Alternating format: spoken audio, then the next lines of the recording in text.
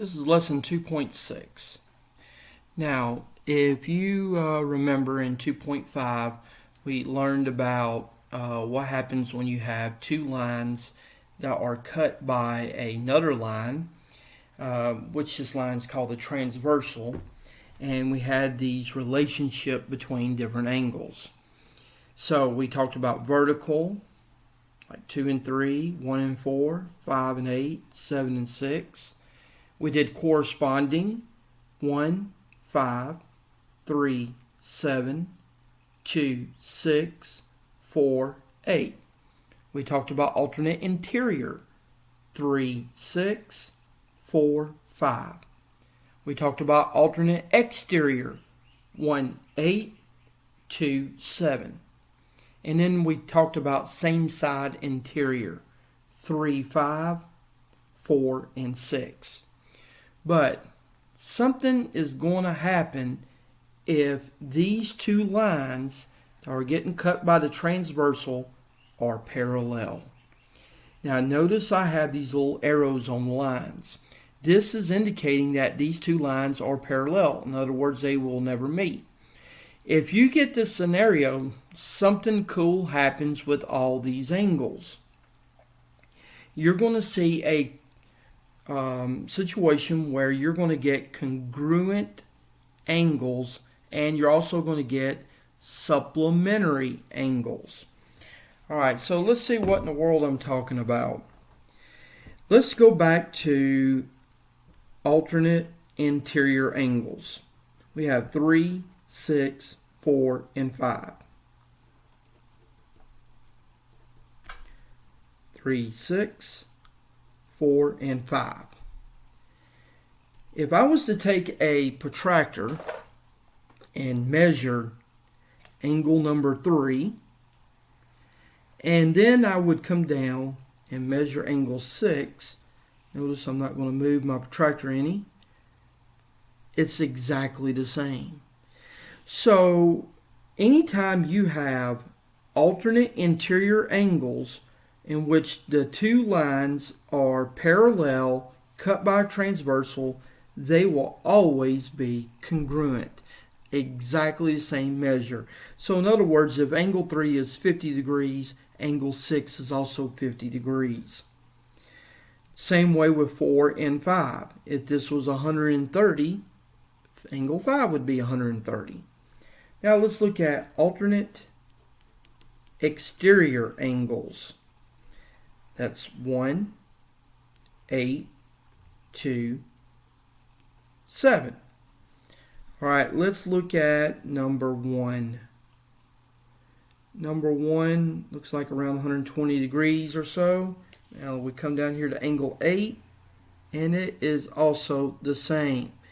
So therefore, alternate exterior angles are always congruent. So whatever 1 is, 8 will be the same. Whatever 2 is, 7 will be the same. Now let's look at corresponding. 1, 5, 3, 7, 2, 6, 4, 8. Let's take 1 and 5. Here is 1. Here is, sorry about that, 5. They are also congruent. So therefore, all corresponding angles are congruent. Seems like everything's congruent. Of course, we already know vertical angles are congruent from the lessons before, but what about this one? Same side interior. That would be 3, 5, 4, 6. Now, when I measure angle 3, I get an angle that is less than 90 degrees. I get an acute angle here. But look what happens when I go to number 5. Okay, that's same side interior. No, I'm getting an angle that's obtuse.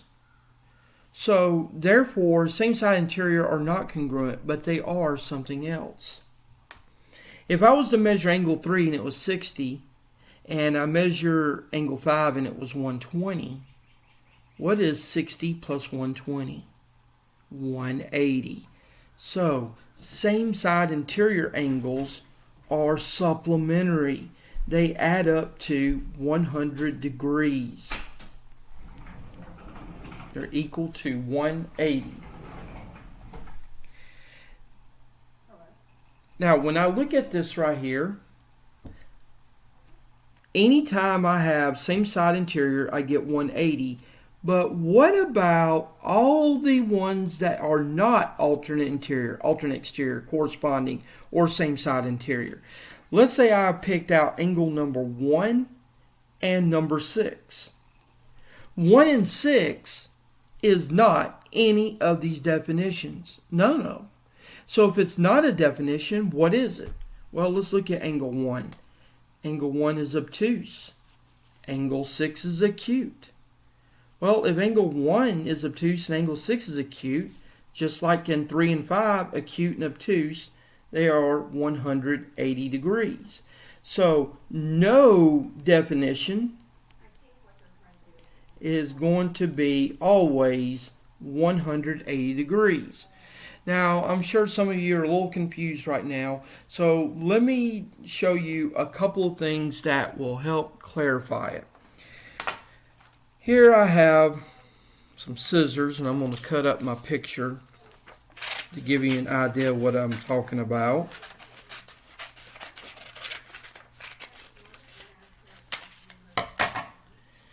If you take the top half of our picture and slide it down, and if I had patty paper you could see it better, it would match exactly onto the 5, 6, 7, 8 angles. See that? It would match up exactly on top of it. So in other words, whatever the angles are on top, the ones on the bottom are going to be exactly the same measures. So that's why 1 and 5 are equal. See how this is obtuse and this is obtuse. That's acute and that's acute. So here is a way to help you remember this. All acute angles are going to be congruent. So let's say that angle 2 is 60 degrees. Find all the angles that are acute. Okay, that one, that one, that one, and that one. These are all acute angles, so therefore they are going to all be 60 degrees. 60, 60, 60, and 60.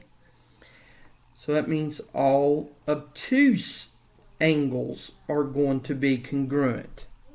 So if you look at angle 1, let's say that's 120, well, then angle 4 is obtuse, angle 5 is obtuse, angle 8 is obtuse. They're also all 120. 120, 120, 120, 120. Now look what else I did. Notice I have a single check by all the acute angles. Every acute angle is got a single check. Every obtuse angle has a double check. Now let's go back to angle 1 and 6. Angle 1 is a double check. Angle 6 is a single check. If you have a single check and a double check, you will always get 180 degrees. So what do you think of 4 and 5? Are those the same or are they 180? Well, look at 4. It has 2 checks. Look at 5. It has 2 checks. If the checks are equal, then they are congruent. So if I get 2 double checks, then they're congruent. But if I get a single and a double, they're 180. All right, let's make more sense of it. When I show you the problems, you'll understand a little bit more. When you do your assignment, you are going to make sure you're going to have to read what they're asking for. So this is what number 2 and number 3 is going to look like on your assignment. they're going to ask you for one of them is going to be like, what is angle 1? And the other one's going to be angle 2. Or it could be 2 and then 1. So make sure you read what they're asking for before you go marking down the answers. Now, if you look at this picture, 130, of course, is an obtuse angle. So let's put a double check by every obtuse angle that we have in our diagram. So we know that this is obtuse, and by the way, you can actually use a 2 pencils or 2 paper clips or 2 something to do this. So here I got a pencil and a pen, and notice how that's obtuse. Well, when I go over here to this angle, you can tell that's acute. So everywhere that's an obtuse angle, that means greater than 90 degrees, put double checks. So here we go, double, double, double, double. Now the question is, what is the measure of angle number 1? Well, to get angle 1, look, we have a double and we have a double. Well, when you have a double and a double, they are congruent, they're equal. So the measure of angle 1 is 130 degrees. Now let's look at angle 2. It also has 2 checks. 2 checks means that they are congruent because this is double checks. Double, double, so angle 2 is also 130 degrees. Now let's go back to our definitions. What is angle 130 degrees and angle 2? What kind of angles are these? Yeah, they're corresponding angles. And if you remember what I said just above, corresponding angles are congruent. So since these two are corresponding, they're going to be the exact same measure.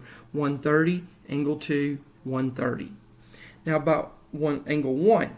Well, angle 1 and 130 are vertical angles. Vertical angles are congruent. We learned that from another lesson. But look at angle 1 and 2. These are alternate interior. And I also said alternate interior are congruent. So if this is 130, then this would be 130.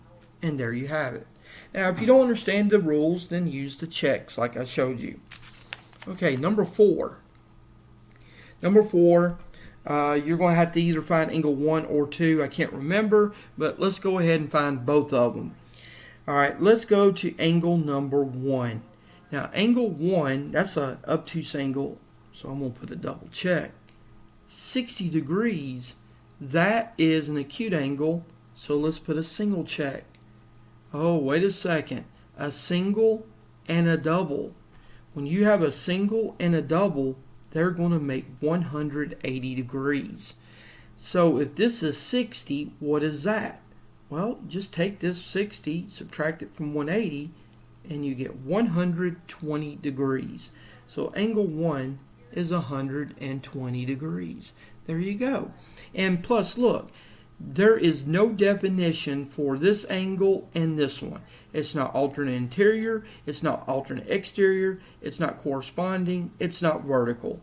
So since it's none of those definitions, then you take it away from 180. Now look at angle 2. Angle 2 is an obtuse angle, so double check. Look at that, 1 and 2. 1 and 2, it makes 180. So if this is 180, then if this is 60, that would also be 120. And look what we have here. Corresponding angles. Top left, congruent. 120, 120. Let's move on to number 5 and 6. Now, number 5 and 6, let's find or put our checks in. That's acute. Oh, this one's obtuse. And this one is obtuse. Well, since these two are the same, if that's 100, then angle 1 is 100. But what about angle number 2? That's acute. 1 check, 2 checks. 180. So this is equal to 180. If that's 100, take 100 from 180 and you get 80 degrees. So angle 2 equals 280. Now some of y'all are saying, well, isn't that something to do with exterior? But they're not alternate exterior. These are alternate exterior. These are a non-definition that we went over. So since this is a non-definition, this would be 180. Now comes to algebra. So this is going to get a little bit more difficult. So please watch how I do this step by step, and you'll have no problem with it when you work it in a few minutes. Let's look at 110 obtuse. What is x minus 20? Obtuse. They're both double checks. Since they're both double checks, they are equal. So all you have to do is go x minus 20 is equal to 110. Does anybody know which definition this is? Yes, it's corresponding. Corresponding angles means they are congruent or equal to each other. Now let's solve for x. It says minus 20, so let's add 20, x equals 130. And there you have it, that easy. Let's look at number 8. Number 8, we have an acute angle and acute angle. Oh, look at this, they're both singles. What definition do we have? Alternate interior, so that means they're equal. So let's make them equal. Solve for x. Subtract 10, 2x is 40, so x equals to 20. That was number 8. And finally, number 9. Number 9 is a little bit more difficult because look what we have. We have a single and we have a double. Since we have a single and a double, that means they are not equal. They're 180. And this is none of our definitions. So how do we set this one up? Well, since they're 180, you just add them up.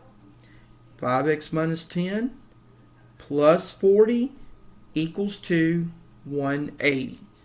So do not put these equal to each other. If you do, you're going to get it wrong. What is negative 10 plus 40? Use your calculator if you need to.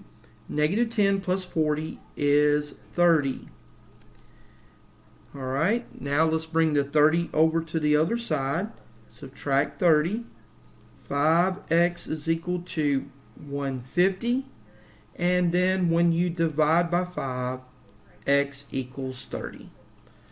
Alright, please take your time. Watch how I did each one of these problems so you can do the same on your assignment.